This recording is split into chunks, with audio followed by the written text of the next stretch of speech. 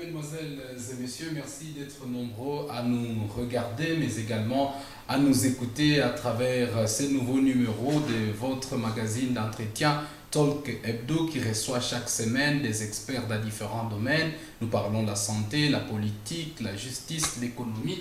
Aujourd'hui, nous sommes heureux de recevoir sur ces plateaux des acteurs politiques et sociaux avec lesquels nous allons discuter l'actualité. Vous savez très bien que les députés ont majoritairement voté jeudi 10 décembre en faveur de la destitution de la présidente de l'Assemblée nationale, Jeannine Mabunda. Il s'agit justement d'un revers pour les camps Kabila à crise ouverte avec Félix Tshisekedi, 290 voix contre 200 en faveur de la destitution de Jeannine Mabunda, une abstention et un bulletin nul.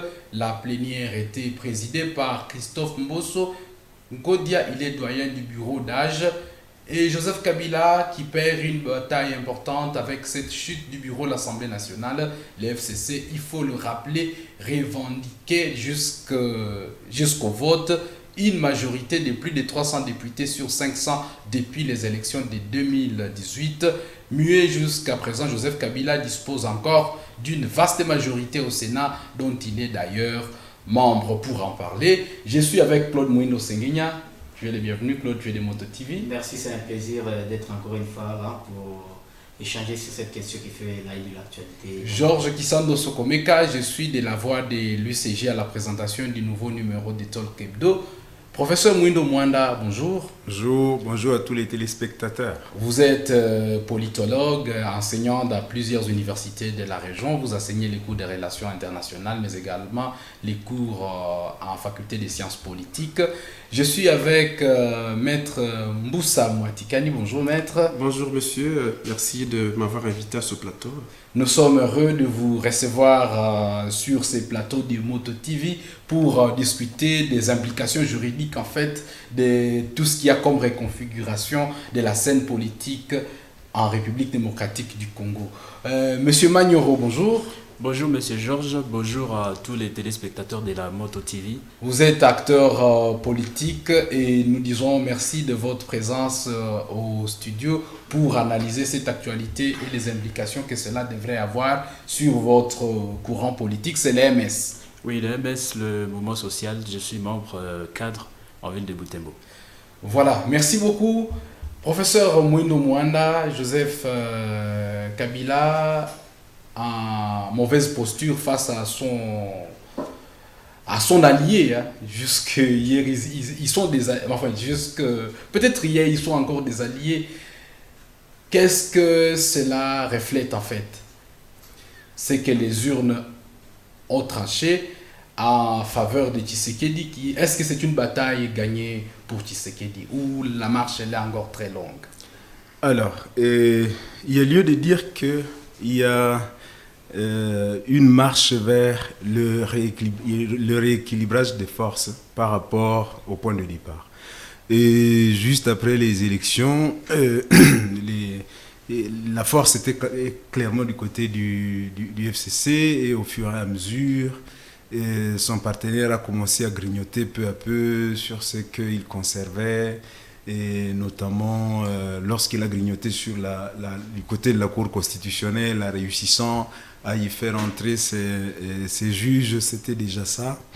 Et maintenant, lorsqu'il réussit à grignoter aussi sur la majorité du FCC, et ça fait qu'il y a quand même un rééquilibrage de forces qui peut permettre à l'actuel président de la République de remettre les cartes sur la table pour une négociation dans laquelle l'issue n'est pas forcément connue parce qu'il a acquis quelques points en plus.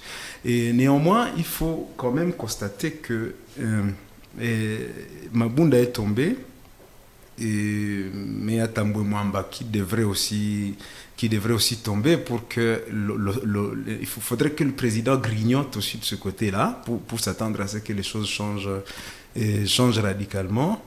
Parce que s'il faut qu'il nomme un informateur, il faudrait que et cet informateur sorte avec un gouvernement qui va recevoir la confiance du Parlement dans son ensemble. Mais si l'on grignote du côté seulement de l'Assemblée nationale, sans grignoter aussi du côté de l'Assemblée et plutôt de la chambre haute, le jeu n'est pas encore fini.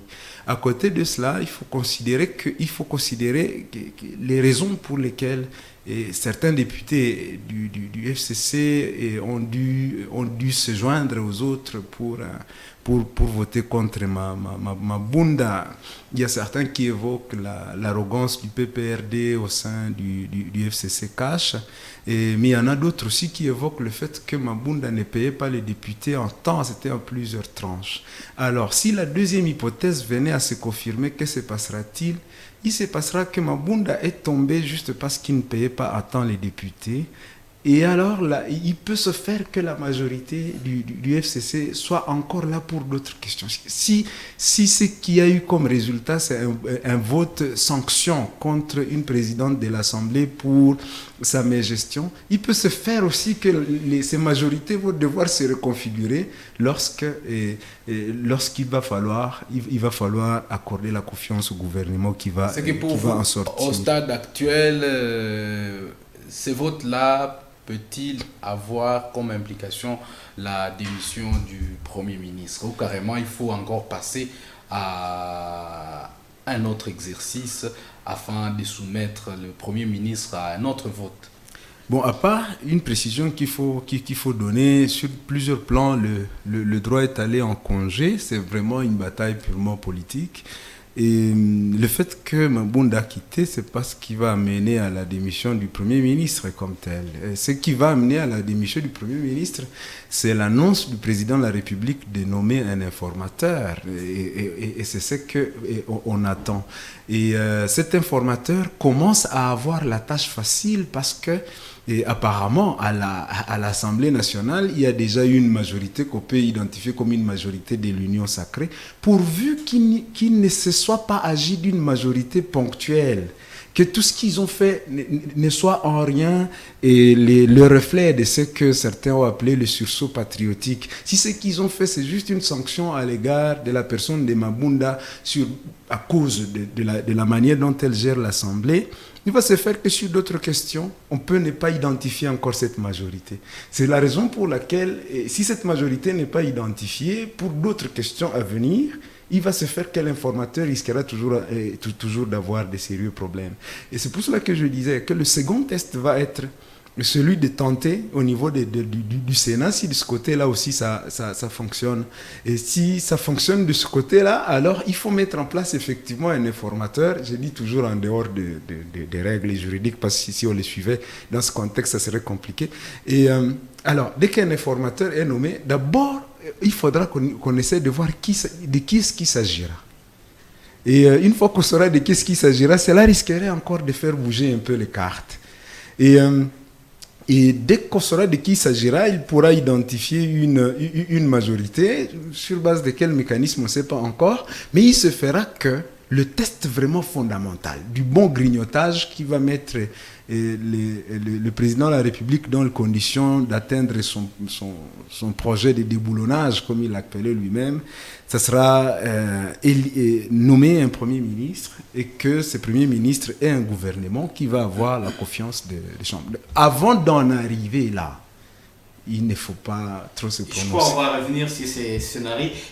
Maître, nous avons suivi le leader du RCD-KML, le parti dont vous faites donc membre aujourd'hui, saluer cette action de député. Pourquoi le RCD-KML trouve satisfaction dans cette décision du bureau FCC qui présidait jusque-là à l'Assemblée nationale? Merci de la question. Moi, je pensais que plutôt la question me serait posée dans le sens tout à fait scientifique de la question, disons, du sujet même, pour que je donne un peu ce que je peux avoir comme analyse. Mais ce que je peux penser au sujet déjà de la question, c'est que vous le savez déjà que Mouzé est à Kinshasa. Effectivement, c'est depuis un certain temps qu'il est là. Et tous les événements que nous connaissons aujourd'hui se déroulent pendant qu'il est là.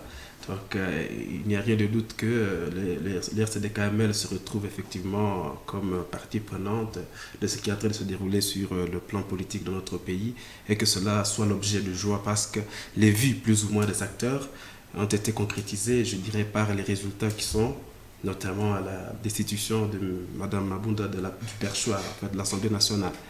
Donc, il y a de quoi quand même pour le KML se prononcer là-dessus. Alors, peut-être une question... Oui, c'est une action justement qui arrive pendant que la coalition au pouvoir est secouée par une crise. Est-ce que vous estimez que c'est une panacée, c'est un pas vers l'issue favorable, surtout pour le régime Félix? Bon, ce qui est vrai, c'est que le FCC, comme déjà coalition, ça posait problème. Parce qu'on se disait c'est une coalition qui a été formée sans qu'il y ait un informateur. Alors que, constitutionnellement parlant, lorsqu'il y a élection, lorsque les députés sont déjà là, on a déjà, je dirais, validé leur pouvoir.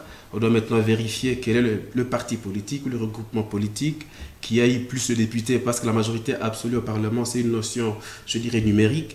Et du moment qu'on aurait vu qu'il n'y a aucune formation politique entre partis politiques et regroupements politiques qui n'a pas eu de majorité absolue, on devrait passer à l'étape de nomination d'un informateur et c'est celui-ci, seulement celui-ci, qui allait donner lieu à une coalition. Mais le FCC a existé sans cela. Et le FCC qui va dominer effectivement la coalition au pouvoir et le chef de l'État lui-même qui va déjà dire son discours en disant bon, je suis bloqué dans je dirais mes objectifs parce qu'il y a divergence de vues sur les grandes questions de la vie nationale et s'il est bloqué et qui effectivement constitue, je dirais, une peine à résoudre les grands problèmes sécuritaires que nous connaissons aujourd'hui et qu'on arrive à mettre fin à une telle coalition en vue, il me semble maintenant d'aller vers les solutions pour des problèmes du pays, je pense qu'il y a de quoi se réjouir pour tout le monde. Voilà. Maître, quelles peuvent être les implications juridiques de ces votes-là des jeudis où on a vu Kabila perdre une bataille aussi importante en voyant Mabunda qui représente la deuxième institution du pays tomber comme ça? Merci de la question encore une fois. Ce que je veux dire, c'est que l'acte qui s'est posé au niveau de l'Assemblée nationale a double signification.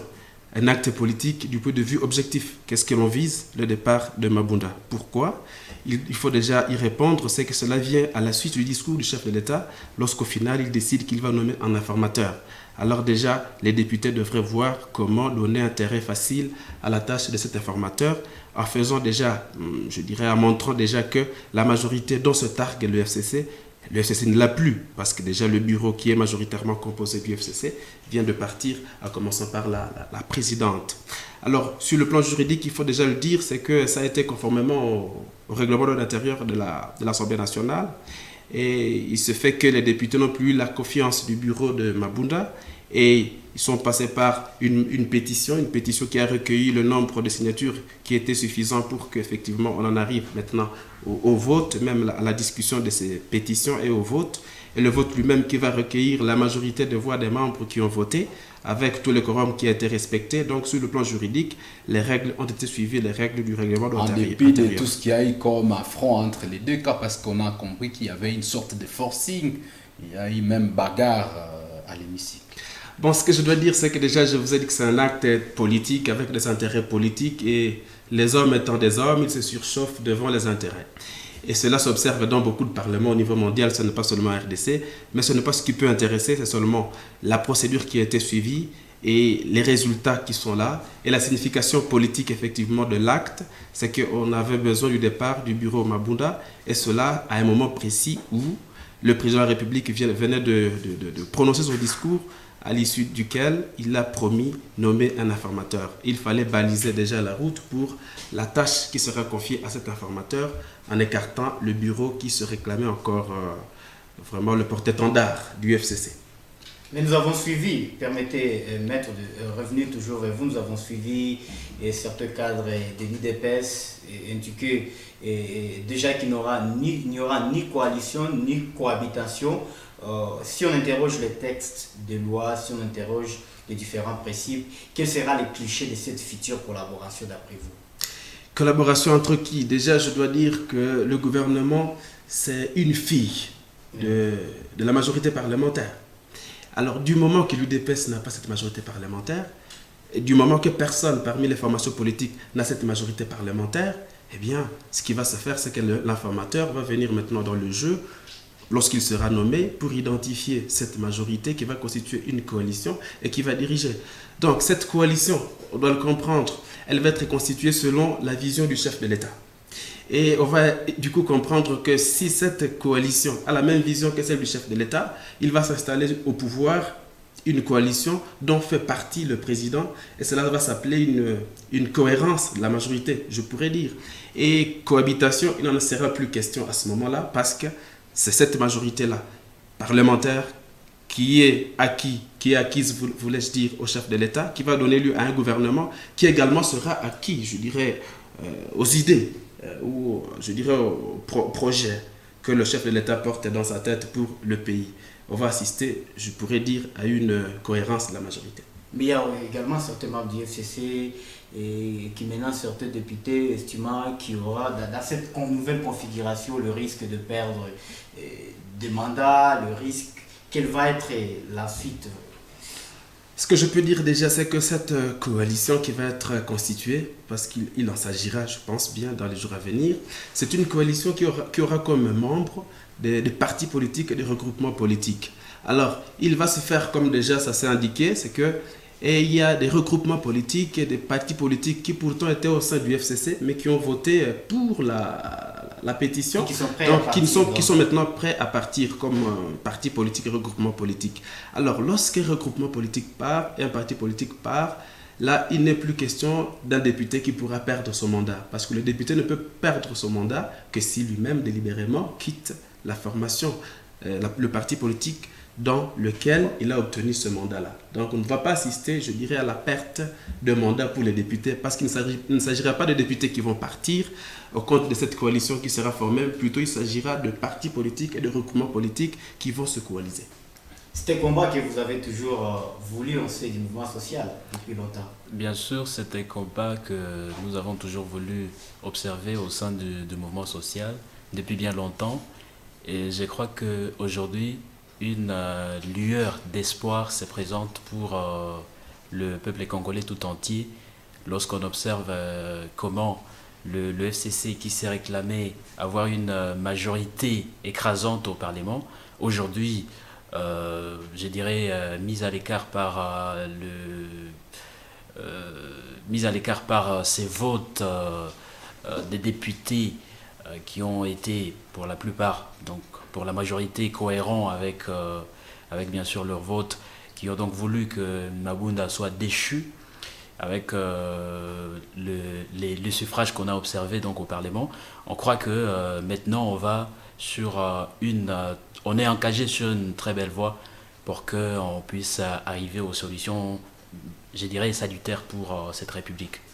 Et dès lors que vous dites que nous sommes sur une nouvelle voie, quelle sera l'issue de cette démarche? Parce que si jamais il y a un gouvernement avec la majorité des Tshisekedi, c'est quel projet qu'on va mettre en œuvre? Parce qu'on constate que quand même que par rapport à cette coalition, elle est multiforme.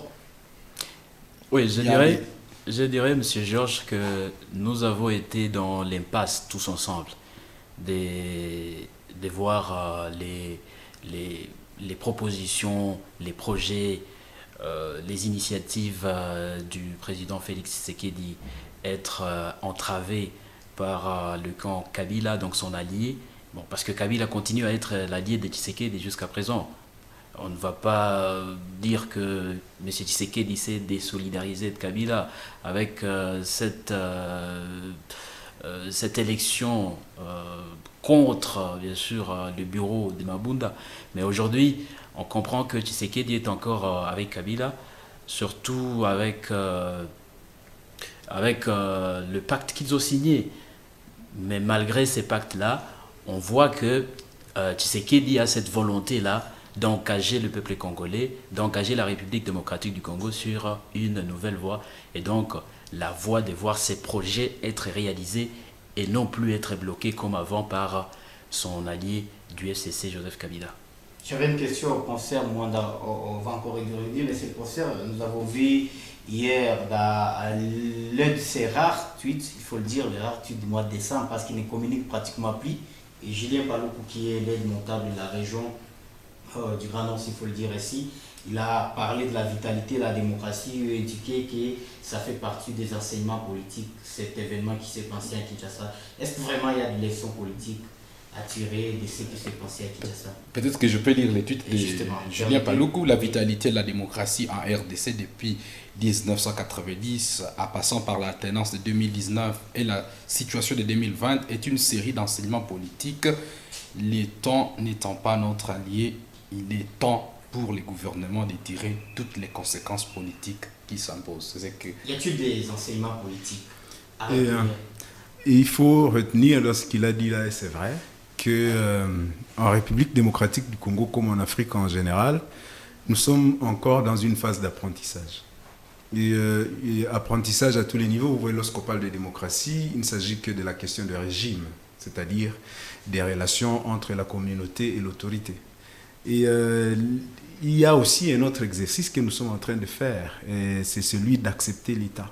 Il faut rappeler que l'État, comme nous l'avons en Afrique et au Congo en particulier, n'est pas la résultante d'une évolution sociale ou d'une évolution des idées au niveau de l'Afrique. Il s'agit d'une machine qui a été imposée de l'extérieur et que nous ne nous sommes jamais appropriés de manière plus ou moins claire. Ce qui peut faire, mon cher Claude, que lorsque le prochain gouvernement va sortir, vous aurez tendance à aller voir sur la liste s'il y a un Mounande qui a été fait ministre, plus que d'aller voir sur la liste s'il y a des personnes compétentes qui ont été mises sur la liste. Donc l'identité, les identités qui comptent, c'est un peu moins les identités nationales et un peu plus les identités et les autres identités religieuses, ethniques et ainsi de suite. Et alors vous voyez que là, lorsque même on s'engage dans des débats comme celui dans lequel on est en train de s'engager, c'est clair que c'est un débat qui vient se mettre dessus d'une plateforme chancelante, sinon peut-être même inexistante.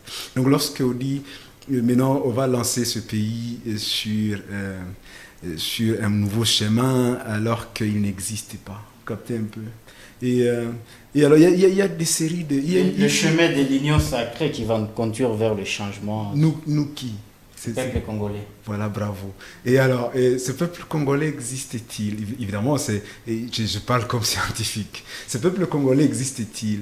S'est-il déjà approprié cet État? Est-il prêt à mourir pour le défendre? S'identifie-t-il d'abord à l'État ou un peu plus à sa tribu, à sa religion? Dans ce contexte où, effectivement, on voit que dans le politique, le sociologique l'emporte. Et dans ce contexte précis, ce que je dis, nous qui? Nous qui? Et tout le débat, on dit Assemblée nationale, mais très bien. Et on dit le gouvernement central, mais très bien. Ce sont des structures qui ont été prises des systèmes politiques européens qu'on a amenés chez nous. Et des lois, des structures qu'on ne comprenait pas. Et après ça, c'était la phase de la démocratie et différentes vagues. Ces vagues arrivent, nous la comprenons d'abord mal, que ça signifie que voilà tout. La démocratie, c'est comme si un truc qu'on amenait dans une mallette, une baguette magique qui va faire que tout va changer le lendemain. Exactement. Et c'est comme la pratique aujourd'hui, lorsque vous essayez de voir, dans le cadre de ce dont nous sommes en train de parler, vous allez vous rendre compte que il y a une sanctification de ceux qui ont voté contre Mabunda et une diabolisation, un peu comme si on avait enterré finalement le diable et que tout le monde va devoir aller au ciel. Vous captez? Et on est dans la phase d'apprentissage parce que là, on n'a pas encore compris. Lorsqu'on diabolise, par exemple, le FCC, on oublie que c'est du côté du FCC que sont venus ceux qui ont permis qu'une majorité soit constituée afin de destituer Mabunda. Justement, il y a une question qui Plutôt que de voir des félicitations de ce côté-là, et même vous-même, lorsque vous avez introduit cette émission, le camp Kabila, les camps Kabila, les camps... Existe-t-il? Vous pouvez y revenir. FCC cache. Ça existe? Non, ça n'existe pas. Parce que c'est des plateformes électorales qui sont mortes au lendemain des élections. Et le FCC ne pouvait pas se targuer d'avoir une majorité. Alors, vous vous rendez compte que, tant sur le plan de la construction de l'État, que sur le plan des pratiques de régime démocratique, nous sommes dans une phase d'apprentissage où l'intolérance reste encore là. On n'a pas encore accepté la démocratie, donc la dialectique comme seule règle de jeu. Et il y en avait du côté du FCC qui disait, voyez, écoutez, faites attention, si vous ne voulez pas que les sangs des gens coulent, essayez d'aller contre ceux-là. Vous captez? Ça signifie que l'on n'a pas... Peut-être qu'ils étaient même sérieux. Et on n'a pas encore su qu'est-ce qu'est la démocratie. Pourquoi est-ce que la démocratie a été inventée comme régime? Et je vais vous donner un exemple tout à fait élémentaire. Et là où il y a l'ordre, c'est là où il y a l'ordre, c'est là qu'il y a le maximum de désordre. Et là où il y a le désordre, c'est là qu'il y a le maximum d'ordre. Comment? Lorsque vous avez dans une société des gens qui pensent d'avoir raison et qu'il faut que tout le monde les suive, les résultats, comme ce qui s'est passé maintenant dans les FCC, c'est qu'il y a toujours des mécontents qui auraient bien voulu qu'on tienne en considération leur point de vue. Dans cette société où il y a une idée qu'on suit, on va y avoir un semblant d'ordre, mais il y aura le maximum de désordre. Lorsque vous dites, ok, on va fédérer les idées de tout le monde, ou on va se mettre d'accord que ce sont les idées de la plupart qu'on va essayer de suivre, qu'est-ce qu'on va percevoir? On va percevoir qu'il y aura anarchie, il y aura désordre, mais il y aura paix et ordre parce que personne n'aura des ressentiments. On se sera mis d'accord que tout le monde, chacun a eu son point de vue. Donc il faut croire à l'union sacrée. Ou aux consultations. Écoutez, là vous m'amenez dans la pratique politique alors que je suis en train de faire un effort de rester dans la pure analyse. Et alors à ce moment-là, vous voyez que nous concevons encore l'adversité politique en termes d'inimitié. Et du coup, il faut saper les uns, il faut saper les autres, essayer de démontrer qu'ils ne comptent pas. Et c'est là que nous sommes dans la phase d'apprentissage. Et cet apprentissage va mieux avancer, par exemple, lorsque on crée l'union sacrée. Dès que l'union sacrée vient d'être créée, si l'on ne tenait compte que du vote de la fois passée, on sait quand même qu'il y a eu 200 députés, 200 je veux dire, qui ont montré que ils sont encore du côté du camp Kabila, s'il faut que je commette la même erreur que vous. Et il s'agit de 200 députés. Il s'agit de 200 députés dont il conviendrait de tenir absolument compte dans cette phase d'apprentissage. Est-ce qu'on est prêt à accepter les amis du FCC? Vous allez voir que ceux de l'autre côté diront non, il faut plus qu'on voit, il faut plus qu'on les voit. C'est diable qui ont enterré ça signifie qu'ils ont enterré les pays 18 ans d'Iran, c'est comme s'ils étaient même là au temps de Léopold II. Les fossoyeurs de la République. Ce sont une communication qui passe, mais qui nous mettent dans les conditions de démontrer que sur le plan démocratique, nous ne sommes pas suffisamment avancés. L'exercice qui s'est passé au niveau du Parlement, il est purement démocratique. Mais lorsque vous allez voir dans les sentiments du peuple comment cela est perçu, triomphe... diabolisation. Maintenant, Kabila, la CPI, maintenant, c'est nous. Un peu comme si c'est... J'ai une question, monsieur le professeur. J'ai une question qui me venait en tête, permettez. Et il y a ceux qui estiment que l'union sacrée, si on arrive là, sera faite sur base de nouvelles alliances. Parce qu'il ne va pas inventer...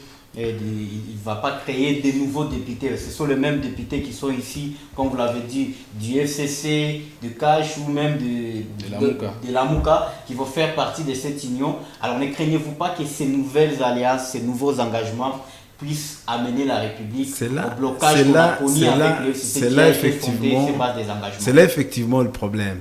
L'apprentissage dont parlait Julien Paluku, on va essayer de voir, on va essayer de voir jusqu'à quel niveau on a avancé si dans l'union sacrée, on ne va pas seulement y mettre les partis qui sont représentés par ceux qui ont voté la déchéance de Mabunda. Et si c'est une union sacrée pour la République, ou c'était de la République ou pour la République, je crois. Union sacrée pour la République. Si c'est pour la République, il faudra que l'on essaie de voir de part et d'autre. Mais là, l'équation va se compliquer. Pendant qu'auparavant, il n'y avait que deux dans le jeu, c'est-à-dire Kabila et Tshisekedi. Le PPRD et l'UDPS, dit en des termes beaucoup plus simples. Parce que lorsque vous parlez FCC, c'est un truc qui n'existait pas. C'était chaque fois le PPRD. Lorsque vous parlez cash, c'était chaque fois l'UDPS, surtout depuis que le patron de l'UNC est en prison.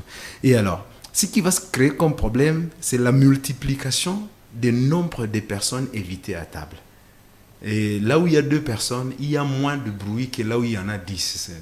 C'est ordinaire. Merci, et alors, professeur. gérer les humeurs des uns et des autres, les intérêts des uns et fédérer, alors que nous connaissons la mentalité de notre classe politique qui défend ses intérêts, surtout pécuniaires en premier, avant les intérêts de... Ou bien, La politique ou du bien ventre. on a déjà des Congolais différents pour être sûr que cet élan qui a été fait va faire qu'ils seront unis en chaque moment et sur chaque petit projet Pour la République. pour la République. Merci beaucoup. Il y a de quoi en douter. Maître Moi Tikani Mboussa, vous venez de suivre le professeur Moïno Mwanda et vous avez également lu les tweets de Julien Paluku. Est-ce que ça veut dire que le gouvernement est démissionné ou carrément c'est un rapprochement de Julien Paluku vers Tshisekedi? Et vous, comme vous êtes des tendances KML, qu'est-ce que cela représenterait pour votre combat? Surtout, vous avez dit que vous vous êtes rapproché de Tshisekedi pour le retour de la paix à Béni. Merci de la question. Ce que nous savons, c'est que c'est le chef de l'État qui a mis en place ce grand mouvement-là de l'Union sacrée pour la nation.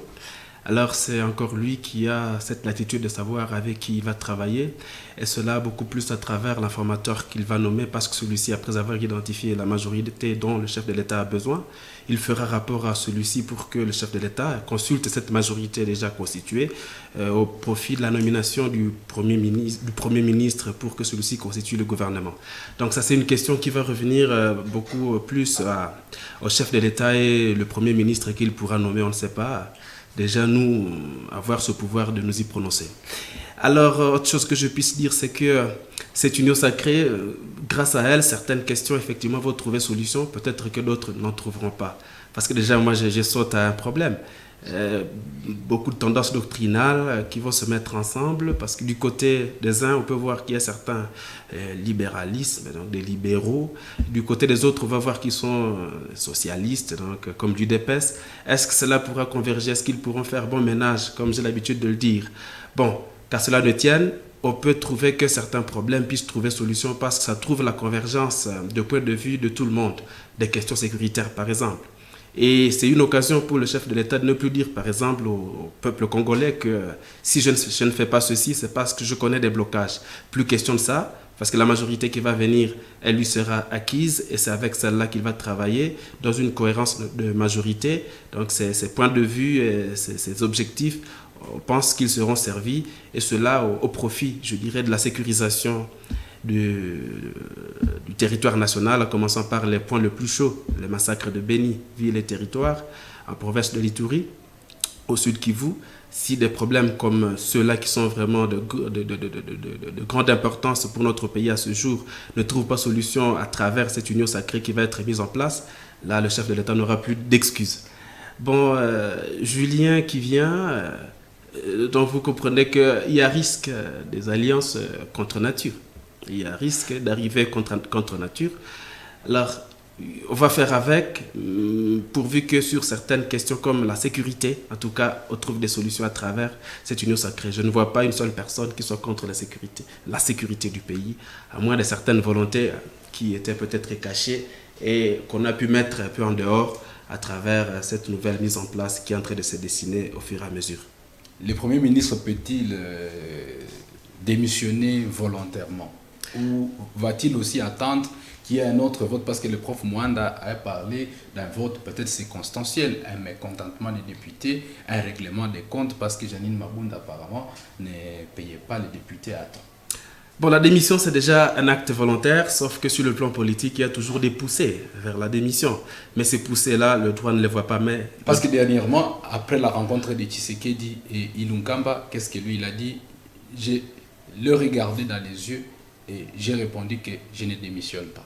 Voilà, donc je voulais en venir là. C'est que c'est d'abord un acte, je dirais un acte volontaire sur le plan juridique, même si politiquement, il y a des poussées vers la démission. Mais alors, dans quelle occurrence le Premier ministre peut présenter sa démission au chef de l'État? Parce qu'au moins dans la Constitution, ce n'est que ça qui est prévu comme éventualité pour que le chef de l'État mette fin aux fonctions du Premier ministre. De lui-même, volontairement, il peut la déposer s'il trouve qu'il n'est plus à même de porter la charge gouvernementale. Ou bien à l'issue du vote pour une motion de censure contre le gouvernement, parce que celle-ci est votée dans les conditions effectivement du règlement de l'intérieur et selon la Constitution, eh bien, le Premier ministre et son gouvernement sont réputés démissionnaires. Et dans les 48 heures qui suivent, à moins que je ne m'abuse par rapport au délai, il doit présenter la démission au chef de l'État pour que celui-ci en prenne acte et qu'une nouvelle équipe gouvernementale soit nommée. Mais alors, il y a un problème. Comme c'est un acte d'abord volontaire, si jamais le Premier ministre refusait à déposer sa démission, qu'est-ce qui va arriver? La Constitution n'a rien prévu malheureusement relativement à ça. S'il refuse de démissionner, qu'est-ce qui va arriver? Rien n'est prévu dans la Constitution. Alors, comme la Constitution n'a rien prévu, en droit, il y a plusieurs techniques, c'est-à-dire on va maintenant aller dans le droit public en général. S'il refuse de démissionner, alors que les conditions sont déjà réunies pour qu'il démissionne, moi je pense que le chef de l'État, il peut rebondir sur certaines autres techniques, comme je pouvais le dire, son ordonnance ayant nommé Ilunga Ilungamba et celle ayant nommé les premiers ministres, les ministres, voulais-je dire, ce ne sont pas des ordonnances exemptes d'irrégularité sur le plan juridique. Déjà, je veux vous dire, et le professeur le disait déjà, donc le FCC n'existe pas. Ça n'a pas de représentation juridique, mais c'est ce qui a été brandi comme majorité parlementaire pour que de ça sorte un gouvernement et Ilunga comme Premier ministre. C'est de ça qu'il s'est agi. Bon, ça c'est déjà une fraude à la Constitution, c'est déjà une irrégularité. Et quand on est dans une irrégularité en droit, on va vers ce qu'on appelle sanction des actes. Et la sanction des actes fait référence par exemple à l'annulation, au retrait. Et retrait, c'est parce que c'est la même autorité qui a pris l'acte qui va annuler son acte. Et dans le cas d'espèce, oui, qui c'est qu'il peut rebondir sur cette technique, il va faire quoi? Il va retirer l'ordonnance qui a nommé le Premier ministre et du coup, il tombe. Autre chose, on doit reconnaître que l'ordonnance qui a nommé le Premier ministre et celle qui a nommé les ministres, d'abord, au sens général, l'ordonnance, c'est une loi. Alors, on va les considérer comme des lois de circonstance. Mais entre-temps, ils ont posé des actes. Je n'ai pas fini. Donc, on va les considérer comme des lois de circonstance. Quelle circonstance? C'est la circonstance d'une majorité, s'il faut considérer qu'elle existait, d'une majorité du FCC qui existait, et la circonstance-là a fait que ce gouvernement existe. Maintenant, aujourd'hui, que cette majorité, à travers l'acte à l'Assemblée nationale que nous avons connu, décision de Mabunda, cette majorité s'est effritée, c'est-à-dire elle n'existe plus, vous comprenez que la circonstance de nomination du Premier ministre et du gouvernement, cette circonstance n'existe plus. Et en droit, effectivement, lorsque une loi de circonstance, on est en face d'une loi de circonstance et que cette circonstance disparaît, la loi disparaît avec la circonstance et cela en vertu de l'adage Kersante ratione legis dispositio eius cessat, c'est-à-dire la raison d'être d'une loi ayant disparu, la loi aussi disparaît. Et sur base de ça, dans l'ordonnance nommant la nouvelle équipe ou même l'informateur, le président de la République peut abroger déjà l'ancienne ordonnance, les anciennes ordonnances et mettre fin effectivement par cela aux fonctions du Premier ministre. Alors, si nous sommes dans le cadre du retrait de l'ordonnance, vous avez dit entre-temps, ils ont posé des actes. Effectivement, lorsque le président de la République aurait retiré l'ordonnance, on va être dans une situation que l'on appelle inexistence juridique par rapport au gouvernement et par rapport au Premier ministre, parce qu'effectivement, on est dans une circonstance d'inexistence par rapport à la majorité présidentielle. Alors, donc il va être supposé que, bon, comme il n'a jamais existé de gouvernement, disons de majorité parlementaire, il va être supposé que du coup, il n'a jamais existé de Premier ministre et de gouvernement. C'est la théorie de l'inexistence. Et vous posez la question, et pourtant, entre-temps, ils ont posé des actes. Quel sera le sort de ces actes? Eh bien, ces actes sont valables, et cela a vertu encore une autre théorie, la théorie de l'apparence. Théorie de l'apparence qui est assise sur l'adage, je dirais, error communis facitius, c'est-à-dire l'erreur commune fait le droit. En quoi cela fait référence? Ça fait référence au fait que tout le monde a traité avec ce gouvernement qui existait, même s'il n'existe pas juridiquement, et ce Premier ministre, même s'il n'existait pas juridiquement, tout le monde qui traitait avec ceux-ci avait la pleine conviction que c'était un Premier ministre tout à fait, dont la nomination est valide, et un gouvernement dont la nomination est valide. Et c'est une erreur que tout le monde a pu commettre avec cette conviction qu'on traitait avec les institutions qui existent bel et bien. Et c'est en vertu de ça que l'on va dire l'erreur était commune. Et comme elle était commune, celle-ci fait le droit dans le cadre de ce qu'on appelle la théorie de l'apparence. Voilà ce que je pourrais dire là-dessus du point de vue juridique. Voilà. Et dans ces cas d'espèce, il n'y aurait pas de dissolution du Parlement parce que le Parlement devrait être dissous, peut-être par le président de la République 2 ans après l'installation? Parce qu'il n'y a jamais eu d'informateur, selon. Bon, écoutez, la question de dissolution du Parlement, de l'Assemblée nationale, pas du Parlement, ça c'est une toute autre question, c'est une autre question. Ça veut dire quoi? Ça veut dire il y a une condition qui doit être d'abord observée, même si c'est laissé à la seule appréciation du chef de l'État. C'est-à-dire, il y a une crise persistante entre le gouvernement et l'Assemblée nationale. Or, le président de la République, comme vous le savez, il ne fait pas partie du gouvernement. Et ce à quoi nous avons assisté, c'était une sorte de mésentente entre l'institution présidente de la République avec les deux institutions, gouvernement et Assemblée nationale, qui étaient, elles, ensemble, qui avaient les mêmes points de vue, contrairement au point de vue du président de la République. Et là, la condition n'était pas encore réunie et jusqu'à aujourd'hui, elle n'est pas encore vérifiée. Je crois que ça ne fait même pas partie des priorités dès lors que l'on s'engage déjà dans la constitution d'une nouvelle majorité. On ne peut pas dissoudre l'Assemblée nationale pour le moment parce que la condition... Il y a déjà les configurations d'emblée. La condition n'est pas réalisée à ce jour. MS, quelle doit être la priorité d'après vous maintenant, dès lors que l'on s'engage à mettre en place une nouvelle majorité? Et qui doit faire quoi? Quelle doit être la priorité pour épargner le pays de cette crise? Parce qu'il y a ceux qui estiment que la tempête n'est pas encore maîtrisée, quoi. Nous, au MS, nous avons toujours pensé que la priorité serait la voie sanitaire pour le peuple congolais. Laquelle? Et cette voie sanitaire s'observera si et seulement si M. Tshisekedi, le président de la République actuelle, s'enfranchira de son ancien allié Joseph Kabila, qui, bien sûr, a été accusé par le président actuel d'avoir voulu bloquer son action pour que, bien sûr, comme il a toujours dit, le peuple puisse être au devant de la scène.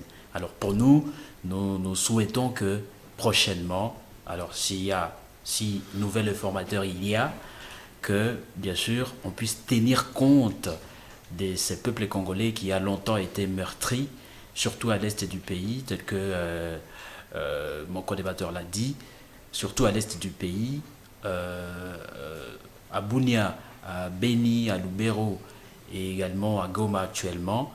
Donc pour nous la priorité serait celle-là, que le peuple puisse avoir sa part dans tout ce qui va être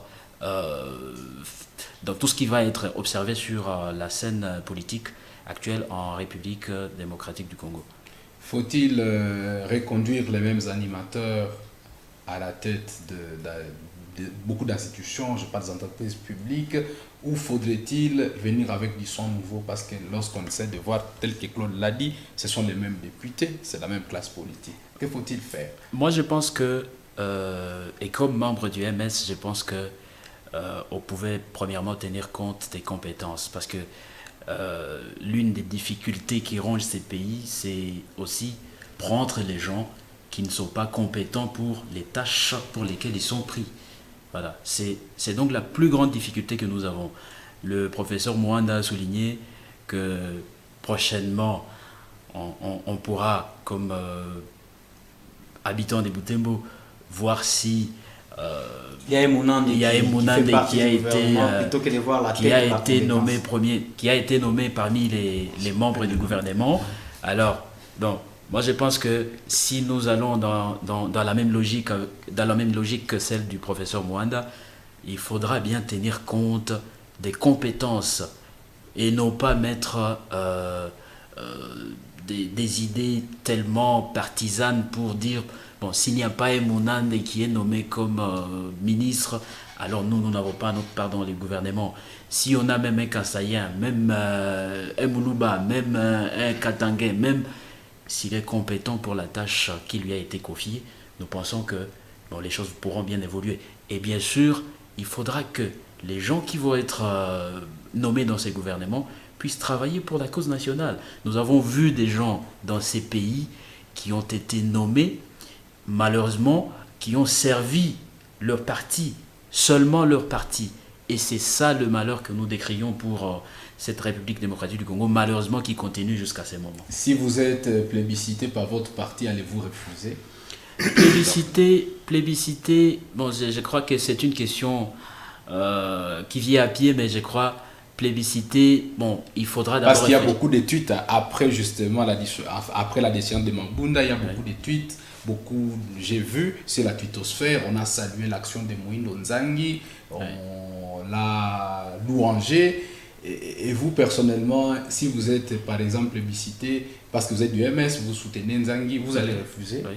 Alors, ou carrément, allez-vous dire que parfois il faut qu'il y ait une autre personne compétente? Non, si je suis plébiscité pour un poste dans lesquels je me sens à l'aise, alors je dirais qu'il est le bienvenu.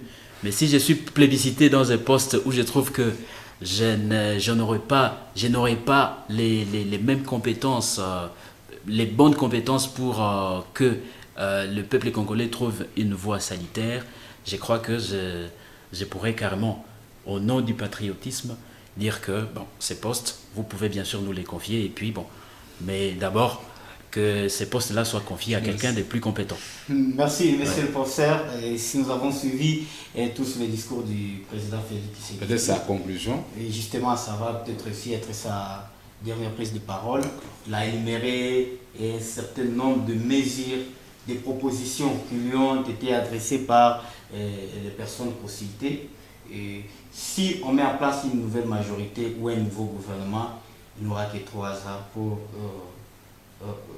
diriger le pays, s'il faut le dire, face à ce défi-là. Ne craignez-vous pas que toutes ces propositions-là en soient aussi réalistes dans les contextes? Il a pris un grand risque, il faut reconnaître ce courage. Et moi, je m'attends à un discours politicien du genre... Ouais, la première année, on était en train de régler le système. La deuxième année, il y a eu le coronavirus. La troisième année, on réglait le système de l'union sacrée. La quatrième année, on a tenté de travailler. Et la cinquième, comprenez que c'est toujours la faute du FCC, on n'y est pas arrivé.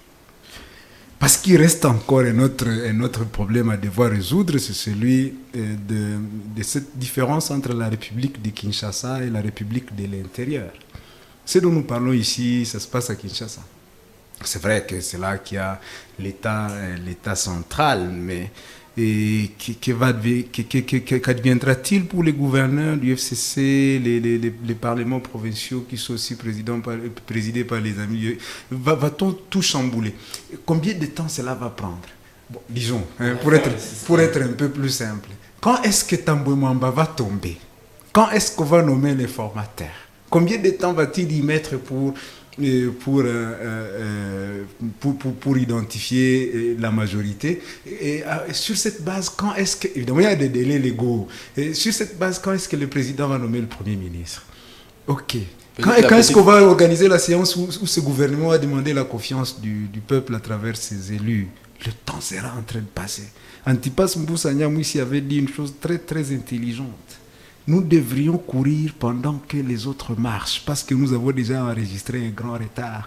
Si à ce temps que je viens d'ajouter, on commence maintenant à cibler ce qui doit tomber au niveau des provinces, province après province. La petite territoriale également. Pour être sûr que tout va bien marcher, nous allons passer une année encore dans ces rééquilibrages du système. Dans ces réglages du DJ en attendant que les sons ne sortent. Et dans l'entretemps, on sera en train de s'enfoncer et davantage. Je suis content qu'on soit en train d'apprendre, mais c'est un système c'est un processus courageux, mais qui demande qu'on double la vitesse. Votre proposition? Ma proposition, c'est qu'il faut qu'on double la vitesse, qu'on voit dans quelle mesure on peut faire vite. Mais si on ne fait pas vite, je vous assure, et la justification finale risquera d'être, vous savez qu'il y avait eu le blocage du FCC, on est libre, non, nous avons eu il fallait qu'on règle.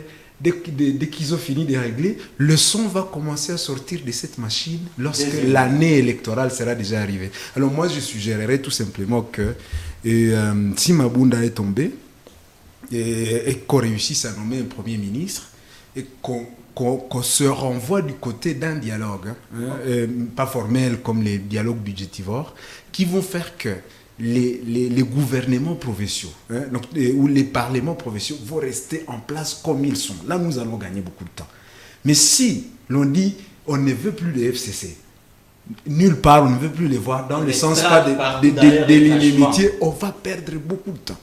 Et comme il a été, c'est déjà bon parce qu'il faut apprécier ce qui est bon aussi chez les autres. Et au niveau du FCC, il y en a eu qui ont fait signe de bonne volonté, d'être prêts à travailler dans le sens de ce que le chef de l'État veut faire. Et il ne faudrait pas qu'on désespère en disant non, il faut donc les faire chaque fois tomber. Il y a lieu de voir dans quelle mesure on peut leur parler au niveau provincial. Il faudrait que ces jeux se limitent à Kinshasa.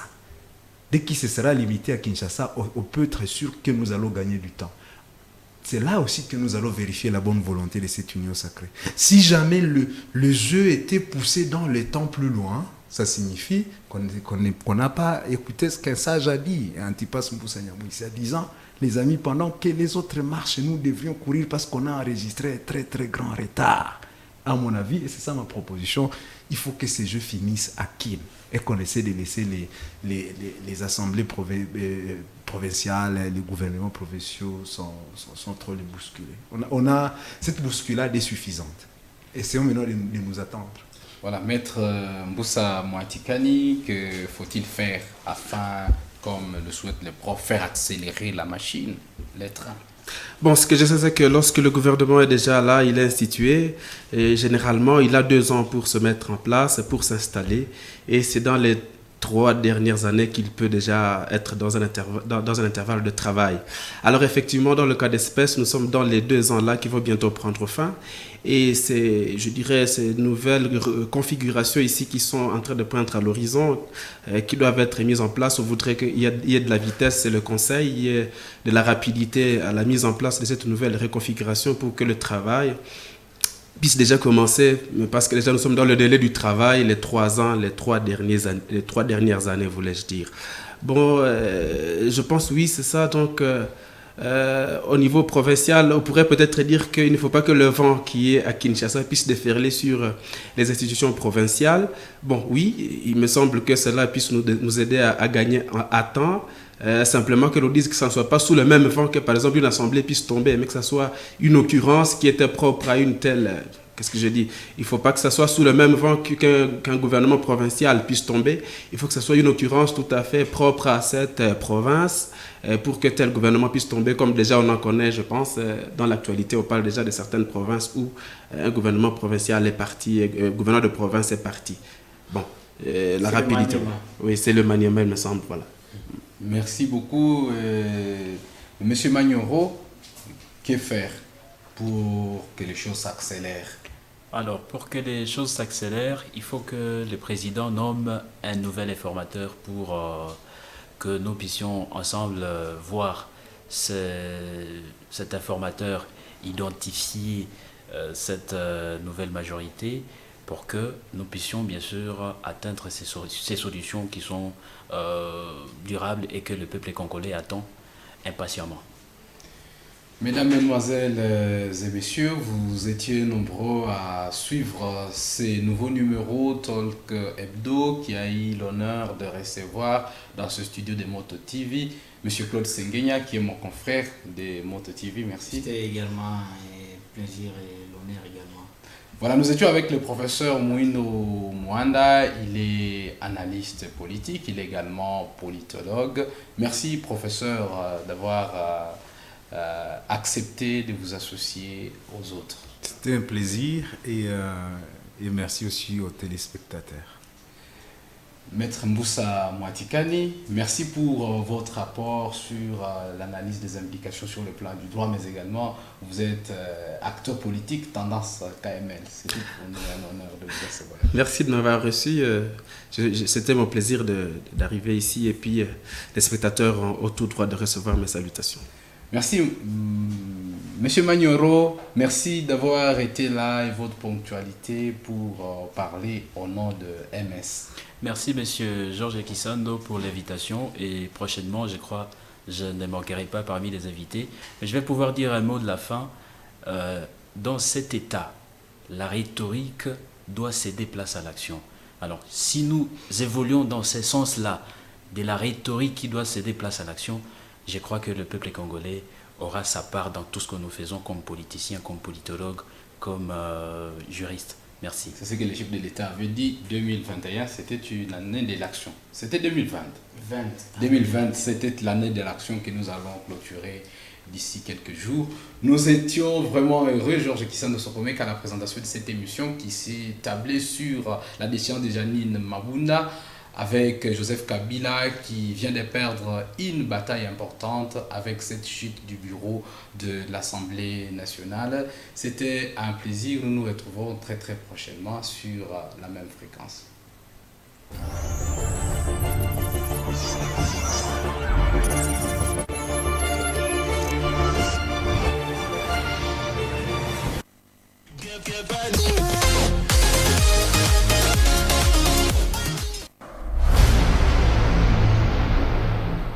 Depuis 20 ans, j'ai appris à nourrir, à croître l'espoir d'un pays